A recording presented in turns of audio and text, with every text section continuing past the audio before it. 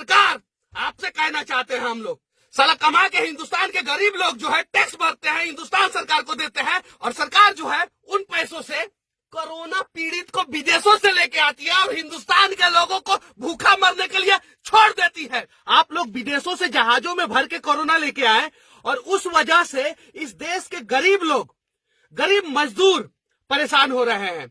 हैदराबाद में मजदूर फंसे हुए हैं, मुंबई में मजदूर फंसे हुए हैं, पूना बेंगलुरु में मजदूर फंसे हुए हैं, दिल्ली में मजदूर फंसे हुए हैं, हरियाणा में और देश के हर एक राज्य में मजदूर फंसे हुए हैं। उन मजदूरों की क्या गलती थी? विदेश में फंसे हुए लोगों के लिए आपके पास समय रहता है। आप एयर इंडिया से लेके इंडिगो, स्पाइस जेट से लेके विस्तारा एयरलाइंस को आप विदेशों में भेजते हैं और वहां से कोरोना भर भर के इस देश में लेके आते हैं और इस देश के गरीब लोगों को समस्या होता है। नेताजी, आप लोगों से नम्र निवेदन करना चाहता हूं, अगला वीडियो में इतना गाली दूंगा कि कान, नाक, आंख और शरीर के जितने भी अंग है सब आप लोगों को बुरा लगे तो मुझे माफ करो, लेकिन इस देश के जितने भी गरीब लोग अलग अलग शहरों में भूखे मर रहे हैं उन्हें बचाने की कोशिश करो। हमारे पास अभी कुछ देर पहले हैदराबाद से फोन आया था, वहां पे 9 लोग जो है एक फ्लैट में फंसे हुए हैं, उनके पास खाने के लिए नहीं है। उन्होंने अपने किचन का फोटो हमें सेंड किया है। आपके पास इसे देखने के लिए समय नहीं होगा, लेकिन चीन में फंस गए, बचाएंगे हम। ईरान में फंस गए, हम बचाएंगे। इटली में फंस गए, हम बचाएंगे। जापान में फंस गए, हम बचाएंगे। लेकिन भारत में फंस गए, उनका क्या?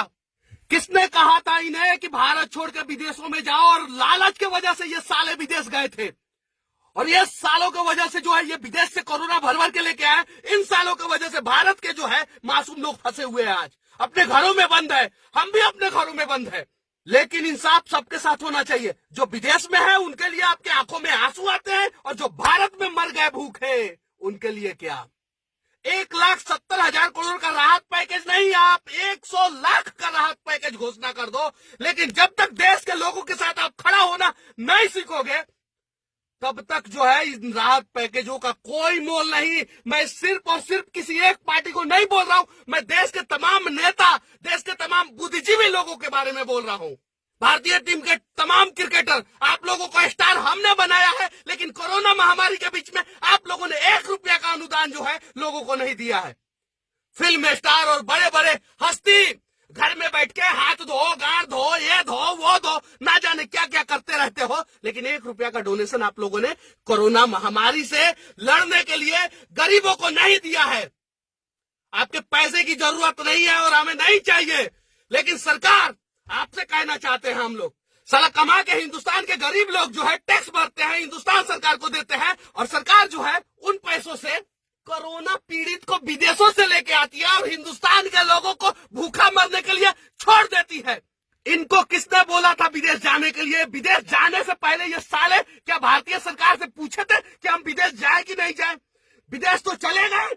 जब समस्या होता है तो मोदी जी बचा लो, जब समस्या होता है तो मोदी जी बचा लो। सालों, तुम्हारे वजह से 130 करोड़ लोग जो है आज इस देश में परेशान है, अपने अपने घरों में बंद है। मेरा एक दोस्त है जो बिहार और झारखंड के बॉर्डर पे अभी एकदम से लॉक्ड हो चुका है, उसके पास खाने के लिए कुछ नहीं है, उसे समस्या हो रहा है। उसकी एक छोटी सी मासूम बच्ची है गांव में, उसे समझ में नहीं आ रहा है कि मेरे पापा है कहां।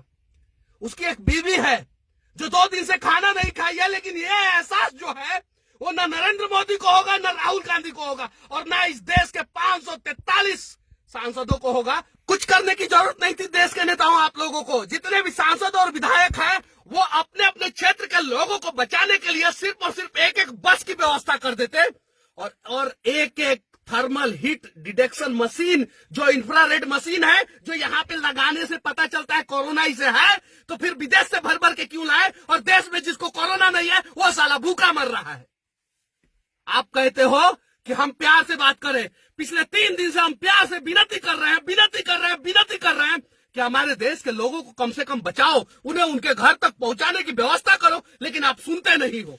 आज जो है हमें इसलिए टाइट होके बोलना पड़ रहा है क्योंकि आपका कान जो है वो सीधी बात और धीरी बात सुनता ही नहीं है।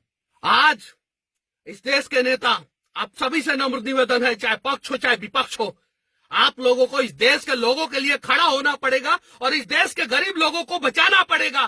कंटेनर में, पटना के कोइलहर में कंटेनर में मजदूर पकड़े गए।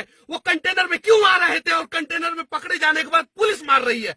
हरियाणा में मजदूर कंटेनर में पकड़े गए हैं। क्यों कंटेनर में पकड़े गए हैं? यूपी में पुलिस जो है लोगों को इतना प्रताड़ित कर रही है कि लोगों को सड़कों पे जो है गुलाटी मारना पड़ रहा है।